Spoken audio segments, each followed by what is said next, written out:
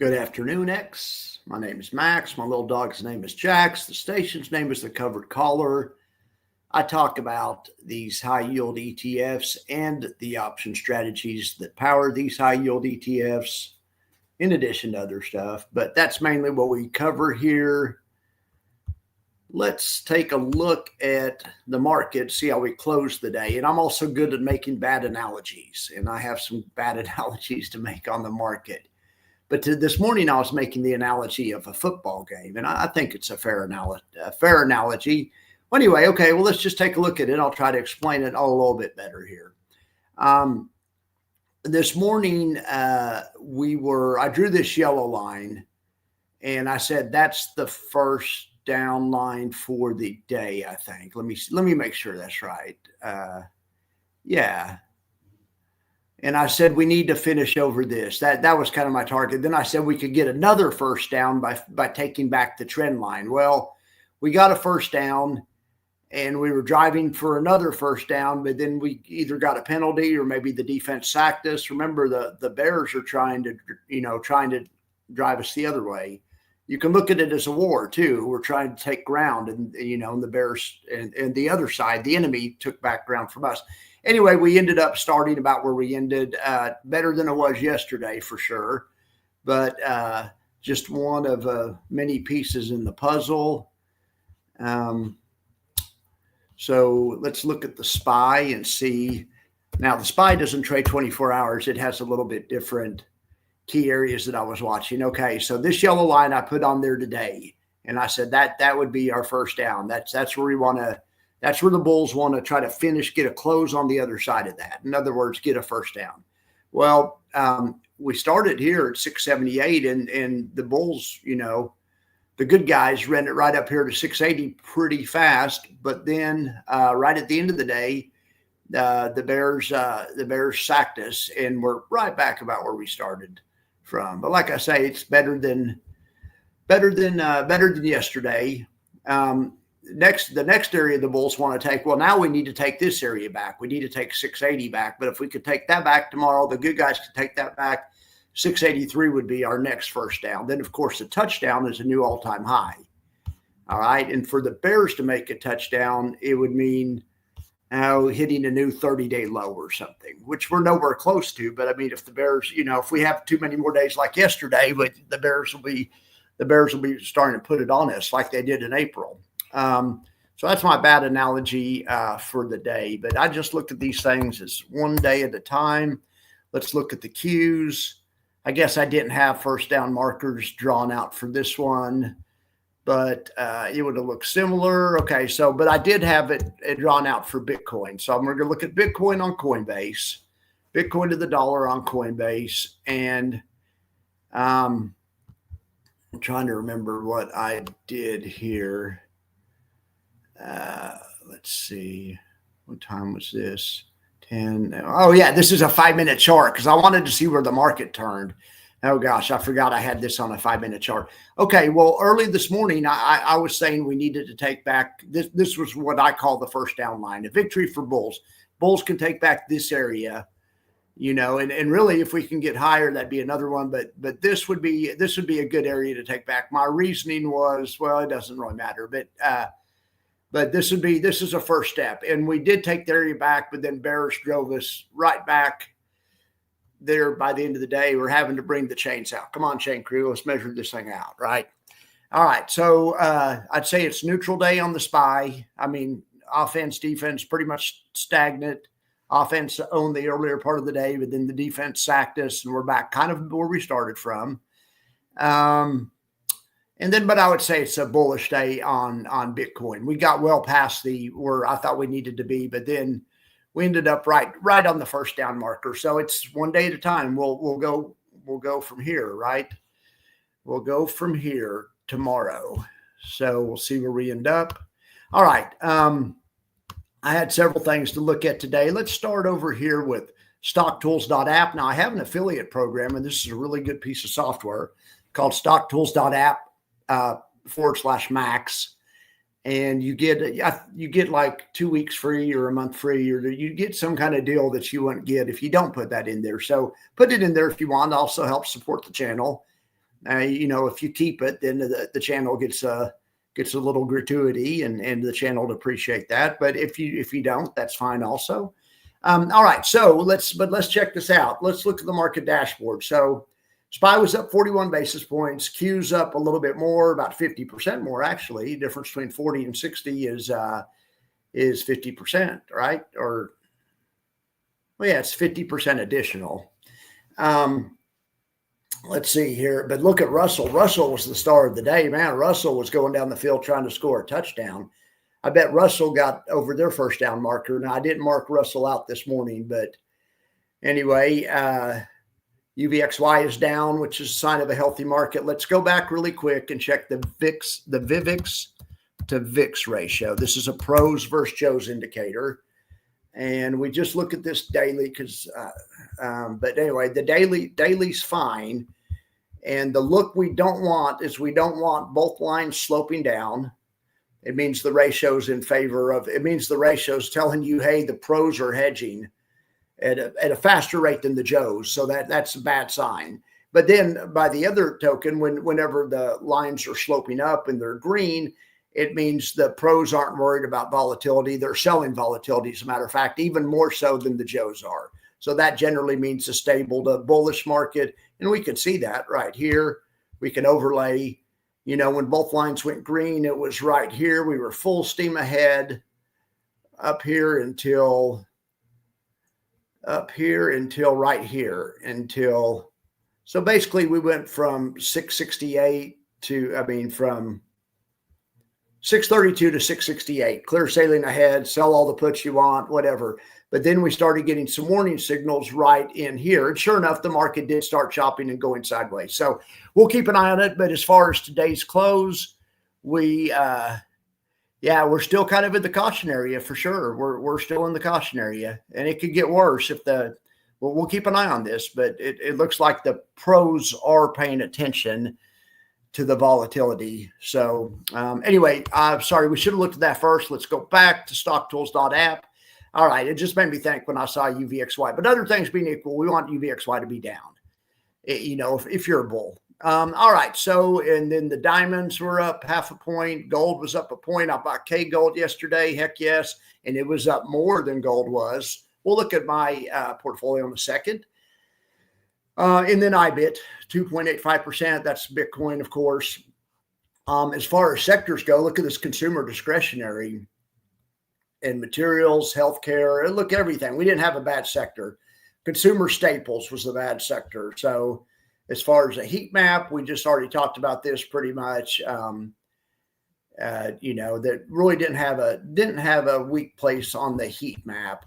All right, we can also let's look at this. Then what I always do next is I go over here to income ETF analysis. And then what I do is I check this where it says select all. Then we won't have to look at my buffer report. We'll just run this buffer report. It's more thorough.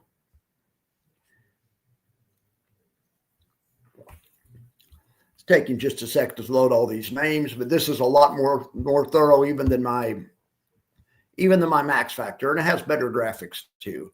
The max factor is coming on strong. The max factor is, our was just like it was yesterday. Am I sharing the screen? Okay, I'm sharing the screen. I don't have my phone here, but anyway, that's fine. I need to make sure I'm sharing the screen when I don't have my phone, right? Because I know you guys would call me. All right, so here we have it. Well, let's make sure this is sorted right. Okay. Fund of the day in BITX. Now that's not a high yield fund, right? It doesn't pay a yield. It may pay one, but that's not really the goal, but that's fine. HOOW. Well, obviously that bounced hard today. Hood bounced hard. The W series is from Round Hill. They generally do about 20% better than the parent on an up day.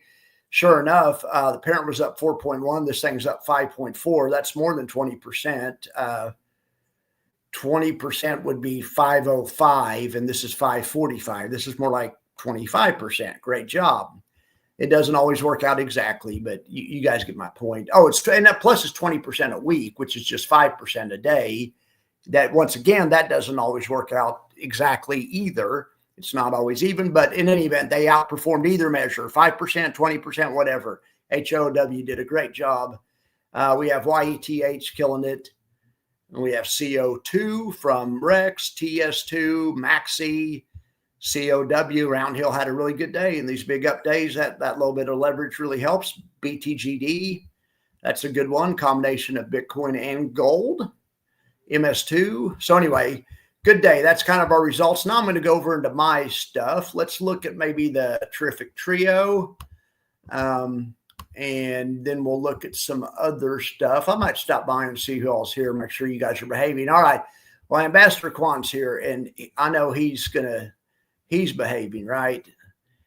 Thank you, Ambassador, for being here. Blessings to you, my friend, as well. All right. I'll answer these questions. Hello, hey, fish. How are you doing? Redfish, whatever. And you like the long-term max factor report. Okay. I haven't been showing it lately, and there's a technical issue with it.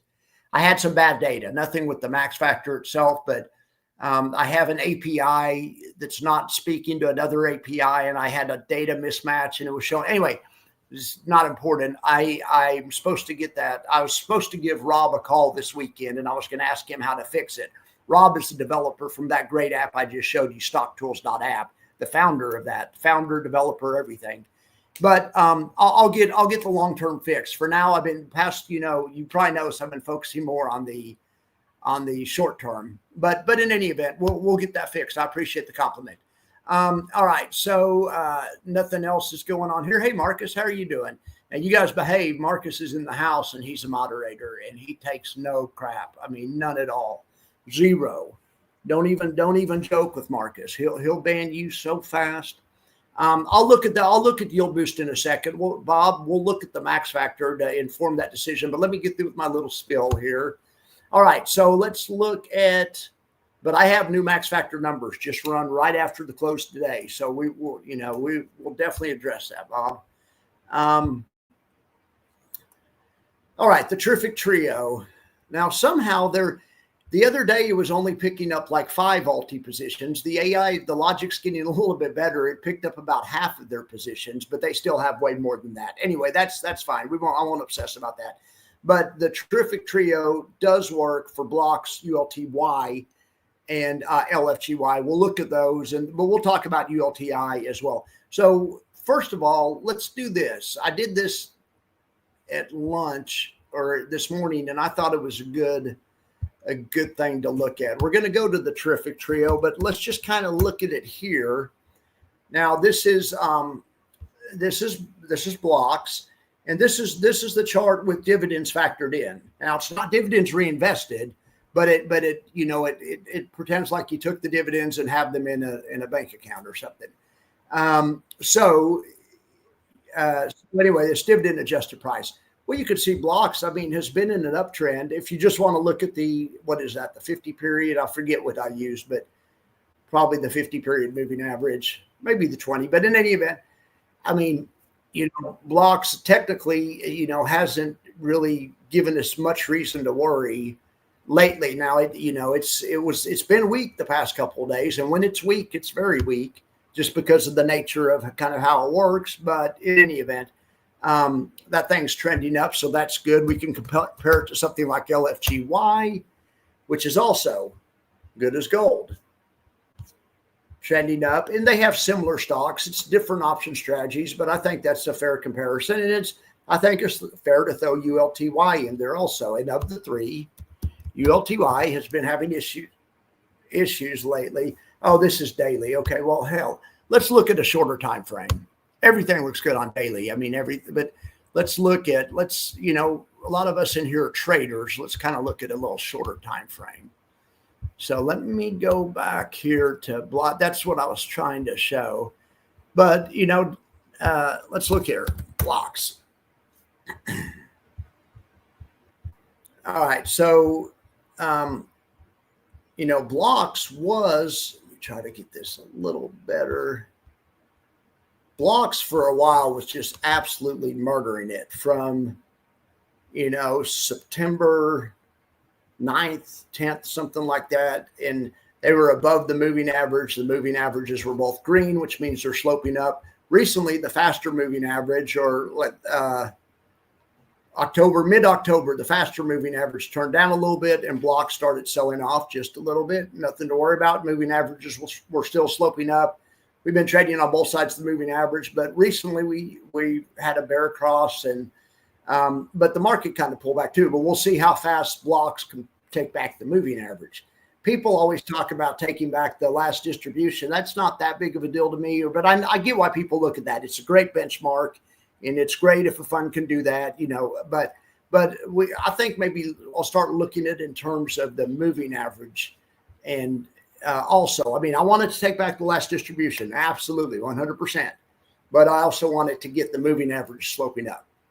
And, that's just a sign of a healthy market. I want it to be above a sloping up moving average, other things considered. So now let's check LFGY. All right, now LFGY, the market for these stocks have just pulled back. This has had a bear cross, but we have some work to do. But I'd like to see LFGY at least get on top of the moving average. And so it has some work to do, but it's certainly done it in the past. The last time the market sold off was the 22nd. That was like my 30th wedding anniversary if I would have stayed married, I think. I think it was. I think I got married I maybe got married in 94, maybe my 31st wedding anniversary. Can't believe I'm old enough to have a 31st wedding anniversary. If my ex is watching, hey, honey, she's the sweetest gal in the whole world. We're really good friends. Anyway, she doesn't watch the show either, but I just want to cover my bases just in case. But she is legit a great woman, a great mother, a great woman. All right. So, but yeah, just, that was the last time we had a sell-off, kind of like we had yesterday, but it bounced right back. We'll see if we can take back the moving averages as fast as we did there. So just one of many things to look at. And then we're going to look at ULTY. This one of the three has been having the most issues. It's not it doesn't have all the same stocks. They aren't just crypto like LFGY and blocks. They also have some other stuff. Well, whatever the reason is, this one's been in the dumps just from a trend perspective since October 17th. I'm hopeful it can get some upward momentum again. We'll see. And by upward momentum, I don't mean the NAV going up. I mean the NAV going up enough when you add in the dividend that it can make a dividend adjusted chart trend the right direction. Right now, it can't even do that. But anyway, so now let's go to the terrific trio. Okay, we can look at the stocks in there and kind of see what was responsible. Now look at this. This thing blocks, it's up 3.7. And granted, part of that's because it has great stocks in the portfolio. And maybe it was lucky. Maybe, they were lucky that IRON's up. I don't know. But even if they were lucky, that they got one stock up or something, they outperformed their average. Their average stock, if they would just been a mutual fund and had equal weights of these stocks, it'd be up about 3.2. But Block says, hold my beer. We're going to go up 3.76. It's a monster on the upside. Anyway, let's look at LFGY. Now this thing's a little bit different. Unfortunately, the average stock in this thing was up 2.5. LFGY didn't do like blocks and say, hold my beer. It got a little bit less, but it's different structure, different companies, different management, and different option structure. And so we see those results. But in any event, I don't think many people be disappointed with up 2% in the day. And then, but of course, that was due a lot to Cypher. But now let's look at ULTY. And this thing, did it finish up on the day? I'm almost not believing that because it was down all day. I know I should trust my data, and I know we just looked at it. Yeah, it was down 84 bips. This Google sucks. At least I knew that it was wrong, but I don't understand why Google has to suck so bad. It should be easy to figure out, right? It's just I don't even know how they miss it. It's ridiculous. Look at this. All I do is this. I have this, and then I have Alti, and this right there. Google Finance, that's supposed to give you the change percentage. How could it be? I don't understand how it could be exactly wrong from where it is. Anyway, Google sucks. That's your daily announcement. Anyway, I just can't believe it can't. I mean, that's the simplest thing in the world. Give me the change on this ticker for this date. I mean, it doesn't get any more simple than that. I don't even understand it. Anyway, my apologies. So just picture that this is negative 83. Okay. Well, this is right, though. The average stock was up 2.91.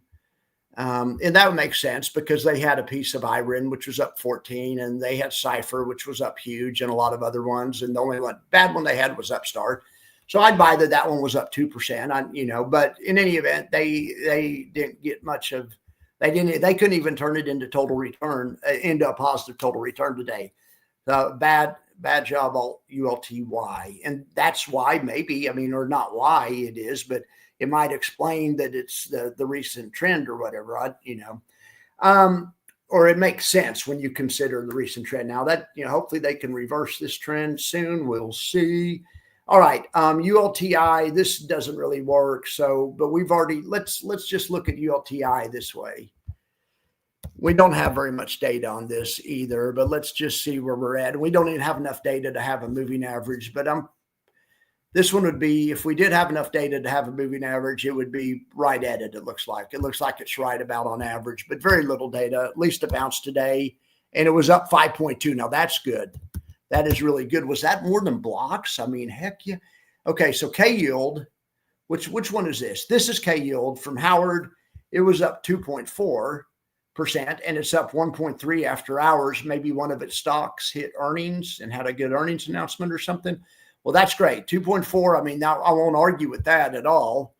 But my gosh, was ULTI really up? ULTI is looking like a blocks clone, or not clone. That's the wrong word. That's no wonder these guys won't come on my show. These guys from Rex, I keep trying to compare them to other fund managers, but it's getting a lot of upside, just like blocks is 5.29. I forgot what blocks got, but yeah. It's their winner today. Holy cow. That's impressive. ULTI. Okay.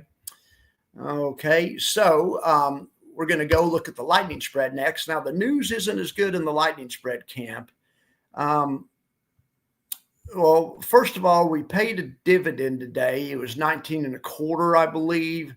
But the dividend last Friday was 20 cents. I thought that was good. Because it went from the 19s to 20s. But anyway, we're back to the 19s, whatever. This is very consistent. I mean, it's never been lower than 19. It's never been higher than 20. I mean, it's very consistent so far. Pays twice a week. But as far as the daily change in QLDY, the lightning spread was 56 basis points. The daily change in the Qs was 65 basis points. Unfortunately, we underperformed a little bit. And here's what that looks like in pictures right there. We're close, but we underperformed a little bit. Yesterday, we led on the downside, and that doesn't surprise me. That's kind of the way it works when you sell put spreads. The day before, we didn't meet the Qs. Now, the day before that, we beat the Qs, and the day before that, we beat the Qs. And beating the Qs means down less also. That's actually really good.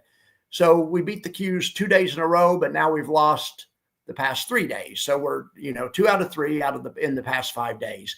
But we can also look at this graphically, just like we can anything else. Since this began, we have 58% winners. And by a winner, I mean we're QLDY outperformed the Qs. Okay, so 58% of the time, that's not bad. That's actually really good. But then if you add up the difference and take an average of it, a mean or whatever, we're actually have a little bit of a negative edge right now. But anyway, we'll keep an eye on that. So, but as far as total return goes, this is kind of what pays the bills. And you remember, we lost the past 3 days. We've underperformed a little bit. Well, 3 days ago, our total return was ahead, right? But then we had that big losing day yesterday. We lost more than the Qs by a little bit. And that got us a little bit behind. We're looking for blue over red. And then even though we rallied today, we're a little bit behind. And so we're still a little bit behind, 4.6 to 4.28. If this was a football game, the score would be 46 to 42. So, we need to score a touchdown. We need to score a touchdown and we'll go back ahead of these guys. And we were ahead of these guys for a while and driving the ball down the field and looking really good. And hopefully we'll be back soon. All right, so that's the lightning spread, the new max factor. I believe that's basically all I got, all I have, I should say. My mom would roll over in her grave. She used to correct me every time I said that, and so I think of her every time I say that. But yes, I know that that's not the right way to say it. So let's see here. Let's look at the index buffer report and see what we have as far as results go. All right, so the feed and 5E rule holds true again today. Out of all the SPY surrogates, actually Z-Vol beat it, but Z-Vol's kind of an oddball. I mean, it's good. I'm glad it beat it. But anyway, feed and 5E just always up the most or down the most. Look at Y-SPY. And this is because I sold it the other day. I sold some when the market was at all-time highs. And then the other day when the market started going down like 2 days ago, I got out of the rest of it, but I wanted to buy some other stuff and I want to take some profits off the table. Nothing wrong with Y-SPY. And sure enough, it's punishing me for it because I think it may have been 3 days ago I dumped the rest of it.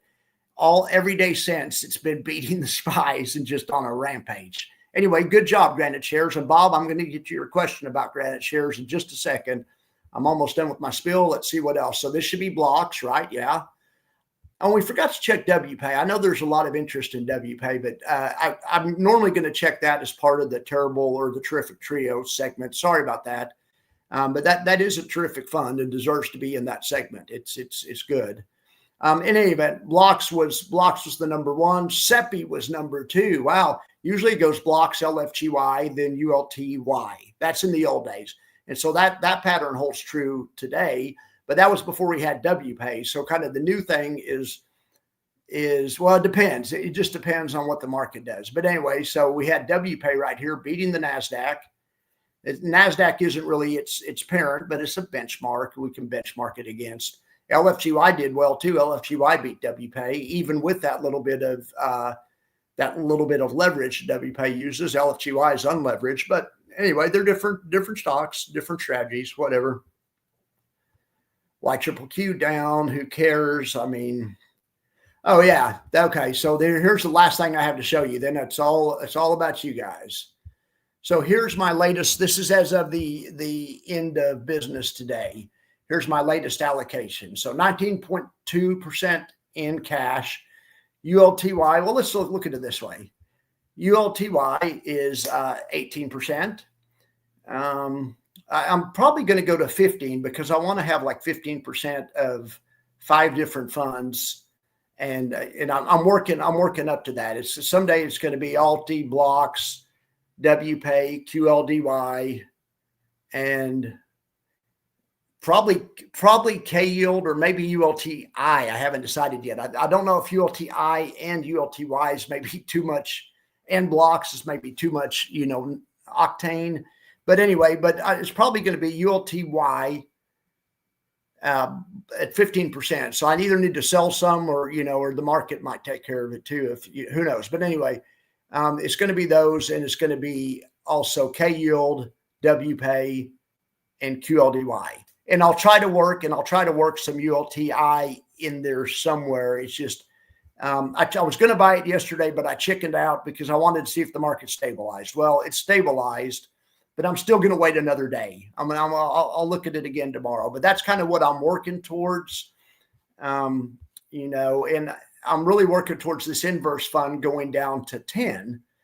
But it will if the market keeps going up again. For a while, it was only at 11%. But now that the market's gone down, some of the other ones have come down in value. And this one's got, done all right. So anyway, it's hanging out about 12. But I really want to take this one to 10, ULTY to 15, and then boost some of these other ones that are the good ones. I got K gold yesterday. Between gold and silver, I want a 10% allocation. Right now, I have about 7 between gold and silver.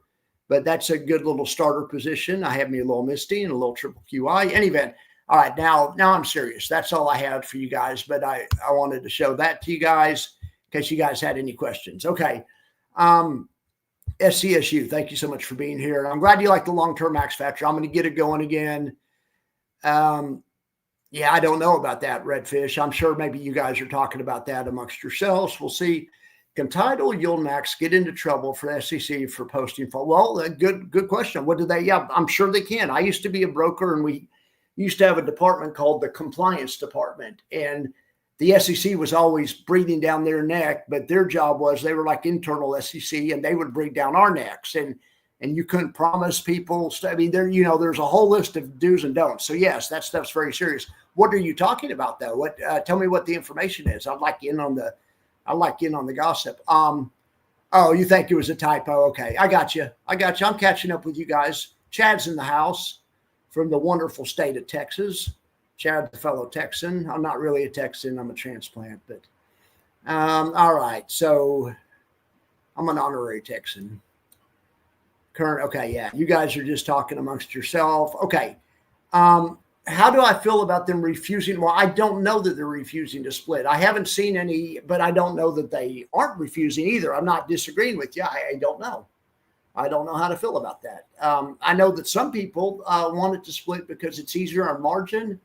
And maybe if you're selling puts on it, you get a better strike selection. So there's reasons to want to split. But some people, I think, just are vehemently opposed to the split. So I don't know. I don't know about that. You know me, I'm a numbers guy. I don't think it matters in the grand scheme of things to risk and reward and whatever. So, but yeah, I guess we'll find out Friday. Good job, Redfish. Jonathan's in the house. Now, Marcus, you haven't had to get that hammer out yet and then pop anyone on the head with it, have you? Or slap anyone on the hand with the ruler or anything? Anyway, I know that Marcus keeps this chat locked down pretty well. All right.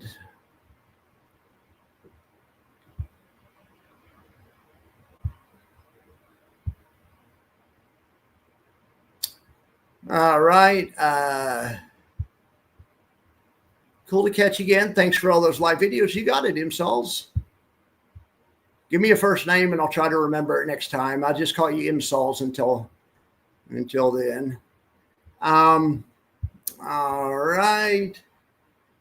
Next income ETFs are designed to produce income. They do a good job. Yeah, I mean, I'm doing some content on that. They do a fine job. They aren't perfect, and I'm making some good content on the whole yield max universe of funds. And it's not a puff. I'm not trying to blow smoke up their skirt. It's an honest look at what they do well, what they don't do well, and some other stuff. But I think you'll like it. I've been working on it all day. But anyway, Richard's saying people want a big distribution. Yeah. Well, anyway, that's there's some content coming out on it, coming out soon. All right, Blocks is way above my cost basis. Great, wonderful. Speaking of that, wasn't on my reallocation planner? Yeah, current. Let me see my cost. I don't know if it includes drip on trade price. I think that was literally the price I bought it at. I don't know if that includes drip. For some reason, I don't think it does. Anyway, yeah, I'm underwater a little bit, but once you factor in I've had it for a month, so it's paid 4 dividends. So I bet I'm probably have positive total return. But yeah, you can see, I mean, YQQ, I'm underwater quite a bit, but it's for protection. It's, that doesn't surprise me.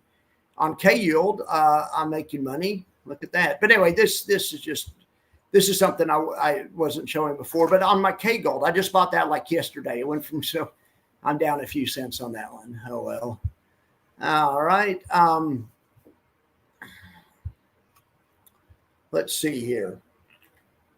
Did anyone else yellow into blocks at 20 or just me? Well, I did. I did buy some the other day. I bought some a couple of days ago, and one day too early. I bought it the day before yesterday, the day before it dropped 7%.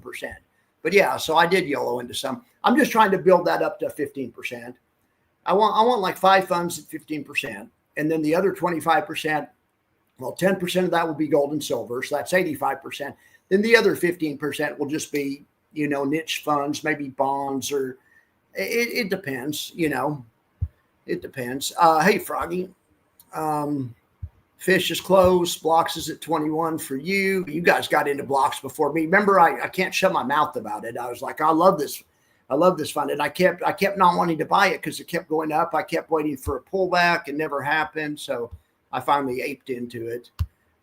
K-Yield posted their dates. Great. That's good to know. Chippy's way above your cost basis. Well, that's wonderful.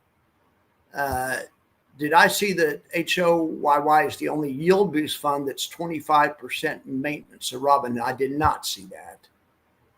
Hey, Grumpy, how are you doing? Yeah, if you live in Texas, yeah, I'm a Texan for sure. Because the thing is, no one's from Texas. I mean, it's just like no one's from the state I'm from, Oklahoma. There's Native Americans that have been there forever, but there's no old money in Oklahoma, and really not a lot of old families, established families in Texas. It's all people that came here and that immigrated here. The part of Central Texas I live in, there's a lot of Irish and German immigrants. We have New Braunfels close to us, in Fredericksburg, lots of good German communities and lots of pretty blue-eyed girls down here. There's lots of Irish and Germanic influence in this part of the world, but and other places too. Max, do you not? No, I don't. It's not that I don't want it. I need to take profit in something to buy all these new. GPTY is a great fund, and I loved it, and I did well in it. But I was a little bit afraid. I wanted to free up money to put in some of these more niche funds like K-Yield, and like ULTI. And so I knew that I needed to free up a little money, and also with the market at all-time highs, I had to take some profit somewhere.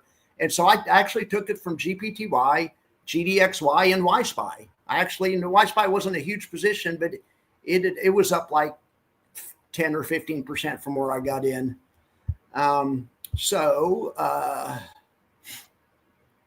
You bought all 5 of the Rex Growth and Income. So you made your own, you basically made your own fund.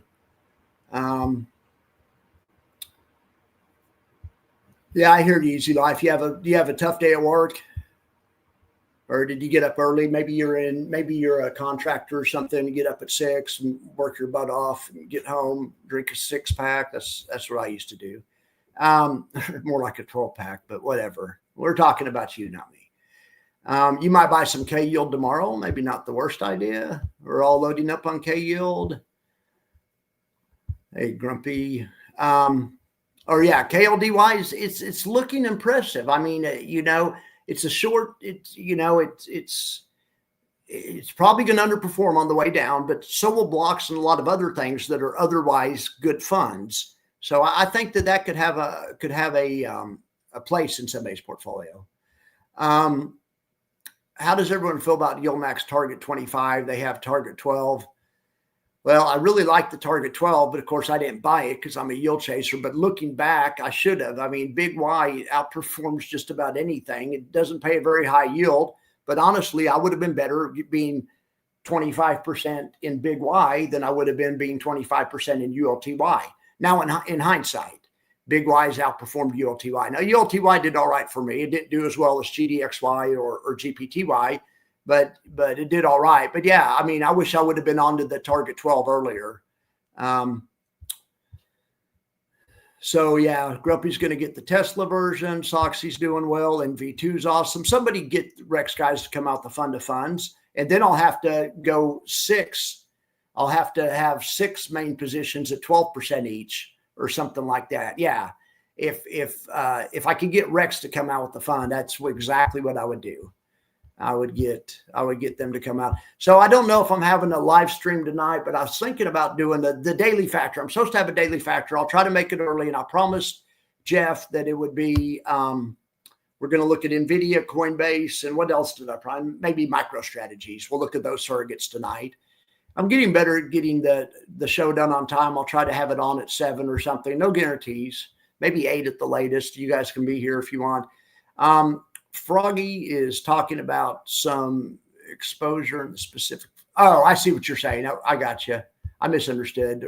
You have 1,000 shares of QLDY and lowest hit. Yes, I was talking to my friends in Discord, and we were talking about WPay and ULTY and blocks. Now, especially after yesterday, and seeing which ones are down the most. And really, out of all the high flying ones, blocks and WPay were down 3.2 and 3.7. And the other ones, LFGY, blocks, K yield for that matter, and ULTI were down big, way bigger than that. But anyway, so I started looking around. I started looking for stuff that beat both WPay and ULTY, which both did a good job, I thought. But there's better ones out there. I mean, as far as yesterday, and amazingly enough, it was QLDY. It was only down like 2.5 or something. And also, you know, there's a couple of others that did really well also that really that maybe you wouldn't expect. Yeah, ULTI did a great job today and recovered. It's good observation. All right, Marcus has a hot take. You still have, and like WiMAX, I mean, you know, WiMAX is its own. I mean, I believe in diversifying in strategies. If you have WiMAX, that's the yield max strategy. Covered call spreads. They do some things good, some things bad. But then you can also have that, and you can diversify in strategies by having X funds, and they do a totally different strategy, and they do some other different things good and some other different things bad. And then, you know, so yeah, I think the staying diverse within strategies and companies is good also. I hear you, Marcus. I think that's a good one. All right. So what else do you guys want to talk about? I'm trying to think if there's anything else I have to talk about. I really don't. Let me show you one thing in case that people weren't here this morning, because we're talking about ULTI recovery, and I wanted to give those guys a compliment. I overgeneralize a lot, and I based on their initial build of ULTI, they didn't have any downside protection. They're going to lose money just as fast as the market does, maybe even a little bit faster. But that's fine. That's the same. You could say the same thing about QLDY, and you could say the same thing about lots of them, but definitely about blocks. But anyway, but I've been watching other influencers that are covering them, to be honest. But somebody, it was ETF Delta, who's an excellent influencer in this area. He has a Substack, go sub it. He pointed out that, so this is their normal structure. This is how they built their first fund. All right. I'll let you guys go after this in case there's any questions. I just want to talk about this. That was their first build. They did all these kinds of strategies. It's an overlay strategy. It's a 4-leg overlay, an iron butter. It's an iron butterfly on top of stock. So in any event, so let's just do this. We're going to just remove the overlay. And we're going to look at just how the risk and reward of stock, because that's how we're going to compare it. Okay, so there we have the risk and reward of stock. And if you zoom in and you see the white line is the risk and reward of the REC strategy. And this is just their initial build. And you can see the white line loses a little bit more than stock if it drops more than 0.4%, in this case anyway. And not much more, but it loses a little bit more. But in a sideways move, the ULTI strategy makes more than stock. I mean, look, it could even move down, they could even move down 9%. And, it has to drop more than 11% to lose more than stock, to do a bigger loss, just in this example. But here, if it just goes down 7%, it's where the white line is, or heck, it can go down 6% and still be profitable. So it has advantages versus being in stock. But then on the upside, it still gets upside, although a little bit slightly less than stock. And there's a little flat spot where it doesn't get any, additional upside. Okay, so that's kind of their base strategy that they came out with on the first day. That has no downside protection. You guys can see it right there. In fact, they have a little extra loss there, but it doesn't mean it's a bad strategy. It does better in the middle, and it does get upside, although just maybe slightly less than stock, whatever. All right. What they did is, let's go back to what they did yesterday. And this is according to ETF Delta, go sub his page, is they added some real downside protection. And the way they do that is they can turn this overlay strategy into a collar by either subtracting from one thing or adding to one thing. But in this case, if we double the amount of puts, we have turned this trade into it's a risk reversal. It's long stock on top. It's long 1,800 shares of stock, but then the overlay is selling calls to buy protection. So it's selling a call spread to buy a put spread, or basically to buy puts.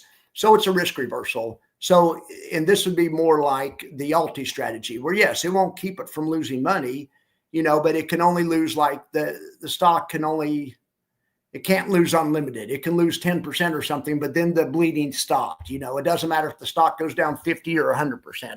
So these guys from Rex are, when they see fit, and I said this when I first reviewed it, they'll put on collars. I predicted they'd put on collars. I didn't think they'd do it like this, but this is a real easy way to do it. But then when they are foreseeing full upside ahead, I think they'll just go back to the more normal, what I call normal configuration. But we'll keep an eye on that. So now I'm officially updated. That's all I have to say, unless you guys have any other thing to add. Okay, well, you guys are talkative. Use it to fund your core. All right, that's good advice, Marcus. Okay, so yeah, Marcus had the hot take, and it got you guys talking. Okay, saying he likes WiMAX. There's no problem. I mean, WiMAX is it's, if you like WiMAX, I'm telling you, I think you might like ULTI because it's like WiMAX on the bullish side as far as the option structure goes, but it's like blocks on the bearish side. And so together it's its own strategy, but I think you might like that one. I mean, that it's a good one. All right. Let's see. Yeah, your portfolio is red. Mine was, I was up 1.8 today, but I was down 2.5 yesterday. So I'm still, but anyway, and it's because of blocks. It's because my biggest, blocks and Alti, but really Alti was only down 3%. That's not that bad, but blocks was down like 7%. And those are my two biggest positions. So, but it was everything. Even my gold and silver was down yesterday. So, yeah, that is painful. That is painful. All right. Well, all right. You guys are giving advice to yourself. And Max needs to explain that if you have drip 100%, it's not income. Well, okay, I heard somebody talking about that the other day. Howard talked about that the other day. And I have talked about that before. And at first I would tell people it's stupid. Don't get these funds if you're just going to drip 100%, because then it's not income. But there's arguments against it. I mean, people are taking the drip and doing other things with it. There's other arguments, and I kind of see the logic of it. But yeah, but don't listen to me. I'm just some guy on the internet. But Howard Chan is a professional money manager, and that's what he says. So listen to him, I guess. But there's other money managers that have different opinions, and I'm not so sure. Well, I'll make a video about it. But I wanted to push back on something that Howard said. Not really that, but something related.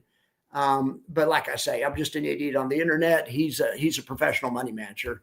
Yeah, 50% reinvest is a nice, even number. Now, it doesn't guarantee that you won't, you'll stay level or whatever, but it helps. It does help even out the payments. I mean, for sure, because yeah. But it doesn't, if you reinvest 50%, you can still lose money, still lose NAV, still lose everything. It just, you're still, at the end of the day, you're long the market, and you're still dependent on the market to go up, even though the income off the options does help and can offset some bad things in the market. It can't offset everything. They aren't magic. Can we do M1 slice, pie slices on Max Factor? Yeah, I need to look into that. I don't really know exactly what you're talking about on M1 Finance. I mean, I know what M1 Finance is, but I don't know about the pie slices. But I'm going to look into it. I have an idea in my mind what it is. But heck yeah, I'm all about it. I'm constantly working on the Max Factor to make it better. It's not quite there yet. But I'm getting it. I'm getting a lot more it's getting a lot closer to what I'm picturing. There's still a few weaknesses, and I'll just tell you one honestly. You have a fund that's down. You have a fund that's down that has an average, or has a yield of 100, but its NAV is down 1%. Okay, so and I look at those two numbers and how they interact together. But you have a fund that has a yield of 50, but its NAV is up 1%. The Max Factor will point to the NAV that pays 50, but it's up 1%. really they're basically the same funds, because I'm having a problem with the plus. I'm not a mathematician, because I'm having a plus minus when it go. Anyway, you guys understand that when you multiply a positive number and a negative number, you get a negative number. So what I'm going to do this weekend is I'm going to sort it by percentile from 100 to 0, but where it's all positive numbers. And at that point, I think it's almost going to be there. So be looking for some improvements, but it shouldn't change the top 10. It won't change the top 10, but there's some edge cases where you have some that are below 0 and some that are above 0. That's what happened last night on Solano. Remember I kicked SSK out of the competition because it was showing a better max factor but it was a worse, I won't take it. I mean, it was a worse idea. It was a worse fund, but it just had to do with a mathematical anomaly. I'll get that. I'll run all that stuff out of there and we'll get that solved, right? Hey, Joe, I thank you for saying this is a great community. Yeah, no one said you have to drip, but I'll say this. So if you don't drip, and you really are using these for income, I think that's more important to get something like triple QI. Or big Y or FEPI, something paying 15, 20, you'll chase a little bit, but be more cautious. But if you're on full drip or you're re-dripping, half of it and then buying puts to protect it and doing all kinds of exotic stuff, I think there's, you can make a good use case for the higher funds. But yeah, it's more important when you're taking the money out and spending it on something else. It's more important that you put a more of a premium, even than other people, on a positive NAV return. And I'm actually making an index for people. I'm making a new index. It's going to be part of the max factor, and it'll be on the show tonight. And that was not going to change the max factor, but it's a new little sub index, and it's kind of going to look at that kind of situation, trying to live off the money. Maybe I'm trying to think of how to brand it, but the living off it index or, something. All right, Chad, what are you saying here? You think the term is silo, but M1 uses pie slices like a pie graph. I think it'd be a cool experiment. Absolutely. Okay. Well, I'm definitely going to look into that. And I'm definitely going to look into that. I'm constantly looking on ways to improve the max factor and ways to market it, so that it could work in both ways. Well, Shane, I appreciate it. I've definitely never seen you in here before. I have a pretty good memory with names, but thank you. A good friend of mine from Oklahoma, his name is Shane. I owe him a call. I need to give him a call tonight. Anyway, thank you for watching, Shane. I appreciate it. You touched on it with the Tesla show, compared the different funds. I did touch on it, but I have something new that I just thought this morning's live stream was a great live stream when we were looking at the stability and funds that kind of had it all. And I thought, well, wonder if I made a metric that was that anyway, be watching tonight and we'll get in the middle of it. All right. All right, guys. Well, in the absence of any questions, I'm going to let you go. We've been going for a while. There's 61 people here, which is, I think, how many people there were here at the other day. Or it was this morning. Somebody said, hey, there's 60 people here, 61 folks. All right. See, Max knows what's up. Yeah, cover call, they do have their uses. I mean, I know people that have retired off them and have been retired off them since the 90s. It's not a new thing. It just used to only be rich folks. I mean, but I used to be in this business. I know people that's how they fund their entire retirement. But they have more money than the average person does too. But they could, if you have a lot of money, everything's easier when you have a lot of money. Because you do have to take risks to make money, but your risk isn't as big on a relative basis. So unfortunately, the wealthy guys have all the fun. But anyway, I bet some of you guys in here are wealthy. So, but if you aren't, and I bet some of you guys will be wealthy in 5 or 10 years. All right, guys. Well, thank you so much. And I appreciate it. Yeah. Hit the like, hit the subscribe, be looking for that show tonight. I'm going to go start prepping for it. I'll try to be back around 7 or 8. Have a great evening.